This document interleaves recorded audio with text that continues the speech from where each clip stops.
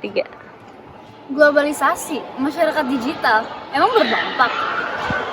Halo, perkenalkan nama saya Putri Marininggon dari kelas 12-2 Sosiologi 2 dan sesuai dengan judul video kali ini saya akan menjelaskan tentang dampak globalisasi dan masyarakat digital terhadap kantin kesayangan kami yaitu kantin SMA Bangun Luhur 2 Servasius. Tujuan dari analisis ini adalah untuk mengetahui apakah globalisasi dan digitalisasi dalam masyarakat menyebabkan dampak yang lebih ke arah positif atau negatif dan apakah ia berpengaruh terhadap harga pasar, jumlah konsumen, minat para pembeli, dan juga pekerja-pekerja di kantin sekolah kita. Maka dari itu, mari kita mulai saja. Kantin sekolah SMA Pangudi Luhur 2 Servasius sudah berdiri sejak lama, lebih tepatnya beberapa tahun setelah gedung sekolah ini selesai dibangun. Terletak di belakang aula, kantin ini telah menjadi wadah bagi para pembisnis seperti Bibi, Babe, Bu Sumayandi, Bu Yohanes, dan Bibi Takoyaki sebagai sumber penghasilan mereka. Hampir setiap hari dari Senin sampai Jumat, murid-murid datang untuk jajan, makan, minum, dan menikmati kebersamaan di kantin sekolah ini. Masing-masing penjual memiliki menu khasnya masing-masing. Babe biasanya menjual jajanan warung, Bibi menjual minuman manis-manisan, Bu Sumayandi menjual siomay dan piscok, Bu Yohanes menjual nasi, kue tiaw, ayam, dan makanan berat lainnya, dan Bibi Takoyaki menjual makanan khas budaya luar seperti takoyaki, kebab, dan gorengan lainnya. Sekarang mari kita analisis.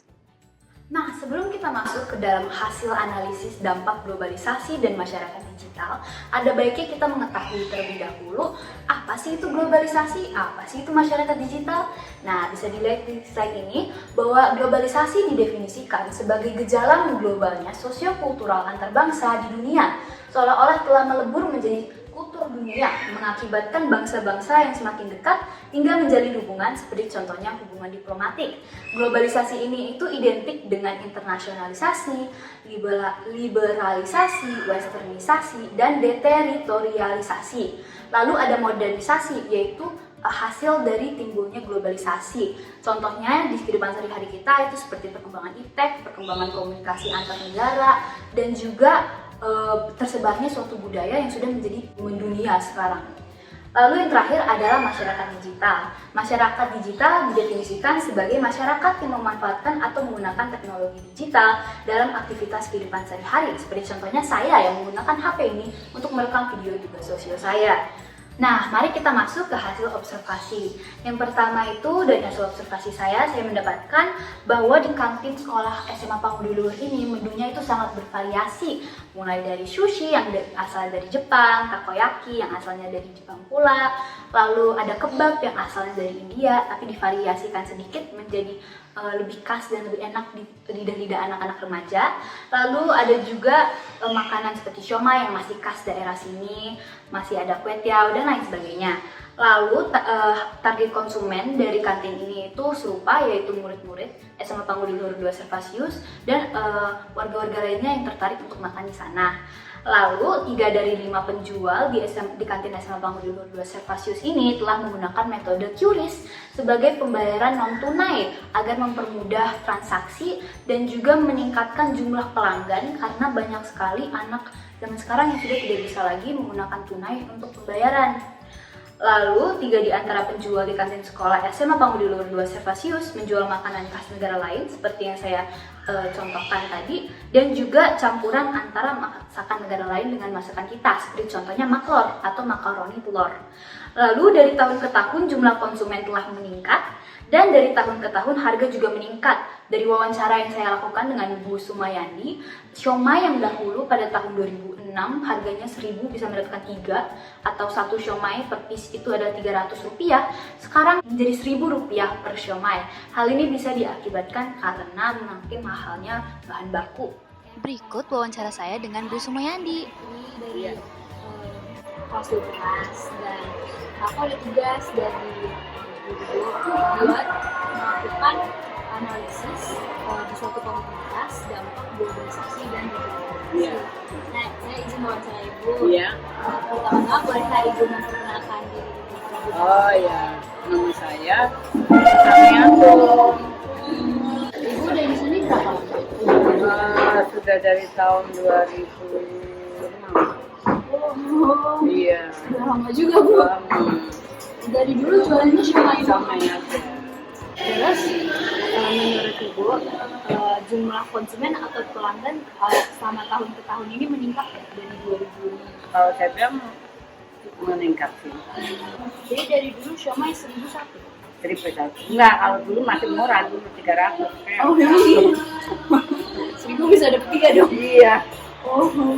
Iya, dulu kan porsi cuma 3.000 yang pertama jualan. Saya lihat di sini Ibu udah pakai QRIS nih, Bu. Iya. Ibu udah mulai pakai QRIS sejak kapan? Udah 2 bulan ini. Berarti semuanya udah pada Ibu sebut. Ada yang udah, ada yang belum. Beda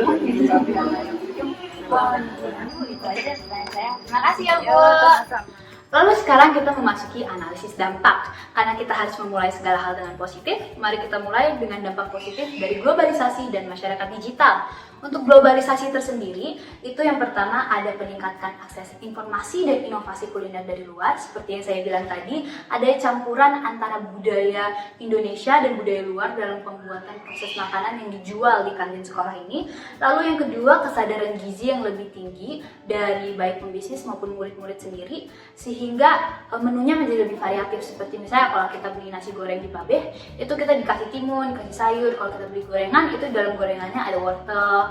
Atau kalau misalnya kita beli siomay di Bu Sumayandi, itu kita bisa mendapatkan kol dan lain sebagainya.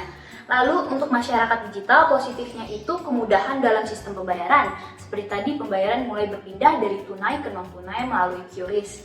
Hal ini secara tidak langsung meningkatkan pelanggan karena membuat lebih fleksibel dan sehingga mempermudah pembelian.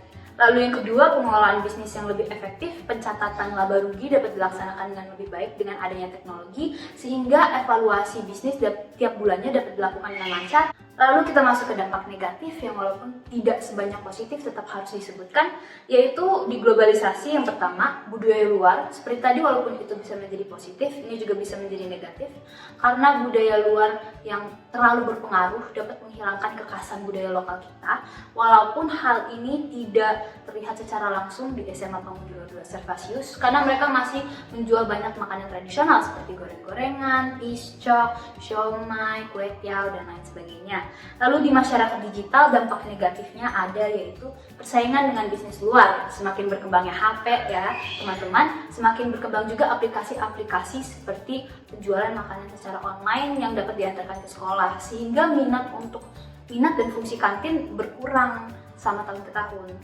Tapi hal tersebut tidak terlalu berpengaruh dan terlihat di analisis saya saat ini. Kita masuk ke bagian rekomendasi. Dari tantangan-tantangan yang sudah saya sebutkan tadi, saya memiliki beberapa solusi, yaitu pertama, meningkatkan produk lokal atau tidak menghilangkan kekhasan dari makanan lokal walaupun dilakukan akulturasi ataupun asimilasi dengan budaya-budaya lainnya. Lalu menggunakan teknologi dengan benar, dengan sepenuhnya, seperti agar 5 penjual di kantin menggunakan QRIS sebagai metode pembayaran. Lalu melakukan edukasi kepada siswa dan para pekerja kantin tentang pentingnya pola makan sehat dan mengajak mereka untuk menjalankan pola makan tersebut. Dan yang terakhir, menetapkan kebijakan kantin yang sehat seperti mengubah sistem penggunaan plastik menjadi penggunaan kontainer dari rumah yang dapat digunakan ulang kembali.